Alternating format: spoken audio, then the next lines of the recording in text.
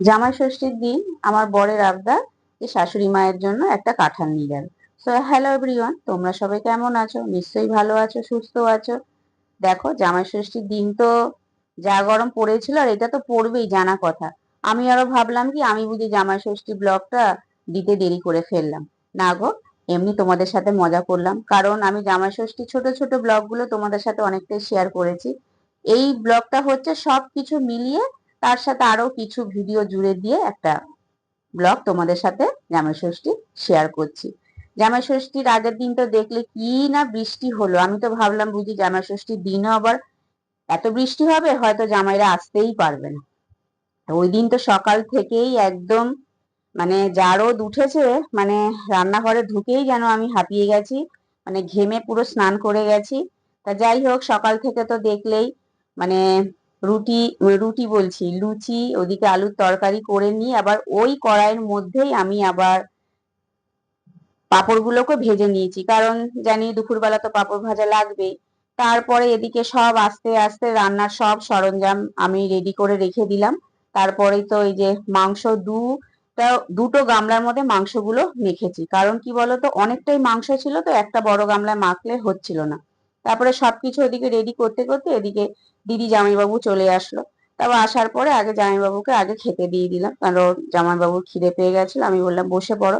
এবার জামাইবাবুর খাওয়া হয়ে যাওয়ার পরে তা মোটামুটি সবই আমার রান্না হয়ে গেছিল, শুধু মাংসটা বাকি ছিল। তা মা বলল তুই তাহলে রেডি হয়ে নে, কারণ তোকেও তো আবার মানে শাড়ি টাড়ি পরতে হবে। তা আমিও দেখো এদিকে সব কিছু রেডি হয়ে আমি বেরিয়ে পড়লাম, কারণ যাই হোক আমার বড় কাজের জন্য কাজের ওখানেই থাকে, সেই জন্য মানে ও ওই দিনের দিনই ও এসছে সবকিছু নিয়ে। তা আমাকে বললো তুমি তাহলে একটু বেরিয়ে আসো, সামনে থেকে আরো কি কি যা যা কেনার আরো কিনবো।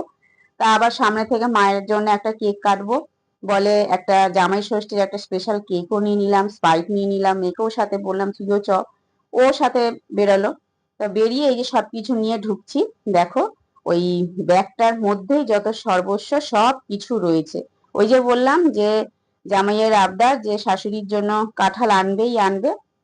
এই যে কাঁঠাল ব্যাগ থেকে বেরোচ্ছে, এই যে মিষ্টি বেরোলো, তার আগে আম বেরোলো।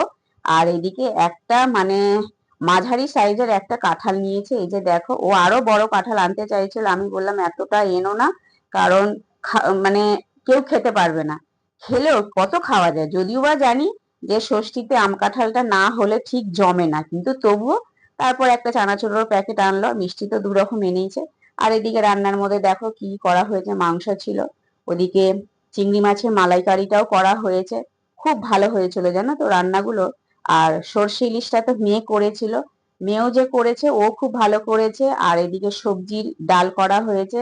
তা মেয়ে ফার্স্ট টাইম সর্ষে ইলিশটা করলো, ও করেও নিজে বলছে মা খুব ভালো হয়েছে। তারপরে সবকিছু করার পরে যে নিয়মটা হচ্ছে, তো তোমাদের সাথেও শেয়ার করি।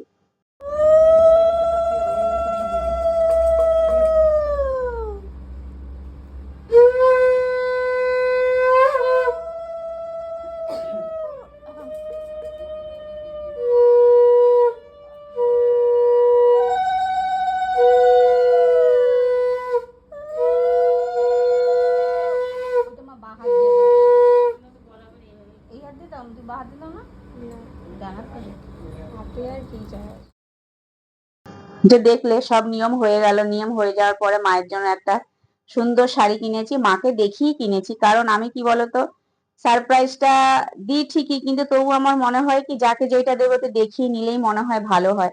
তারপরে ও মাকে নিয়ে কেকটা কাটলো, কারণ প্রত্যেক বছর মানে দুই জামাই মিলে কেকটা কেটে মাকে খাওয়ায়। যেহেতু এই বছর বড় জামাইবাবু করবে না, কারণ দিদিদের ওষুধ আছে যেহেতু, সেই জন্য ওই হচ্ছে কেক কেটে মাকে খাওয়ালো। তারপরে আমিও একটুখানি খেয়ে নিলাম। এদিকে আবার ছেলে মেয়েদেরও আর কি মা মানে ওই একটা করে টিপ পরিয়ে দেয় চন্দনে, তারপরে ধান দুব্বও দেয় মাথায়। আর ওদিকে হচ্ছে প্রদীপের আর কি তাপটা দেয়। আর ছেলেকেও দেয়, মেয়েকেও দেয়, আমাকেও দেয়, মানে দিদিদেরও দেয়, সবাইকেই দেয়। তারপরে হচ্ছে পাখার হাওয়াটাও দিয়ে দেয়, কারণ মা বলে এগুলো আর কি মানে সবাইকে দেওয়া নাকি এগুলো খুব ভালো।